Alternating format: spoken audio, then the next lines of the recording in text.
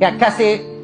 اما تفته در راه آمد یک اسب آمد سور چرا یفته والا پای ما در گرفت زیاد پیاده روی کرد خیر گفت بیشی ما پیاده میریم یک چند وقت تو دست پیشم تو میریم قصه کردن که دمی اسب شش چو بکن اسب دوان اسبش صدا کرد گفت دیگه جای گپ نگویی که اسب گریختان داد به خاطر گفت جوان مردی میمیره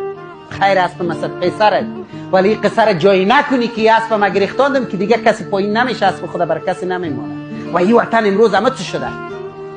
دیگه جوان مردی را دزدی کردن کشتن جوان مردی را از بس که دروغ و تقلب همیالی کس به کس خیر نمیده از بس که شنیدی که خیرات خورا تجارت انداخته حالی امروز اگه یک طفل براستی هم در سرک بفته مرگی بیرشه تخمش بشکنه کس پول نمیده چرا؟ چون تقلب کردن تخم به دروغ میزدن خدا منداخت تریمی که یعنی ما سر مرگی آمده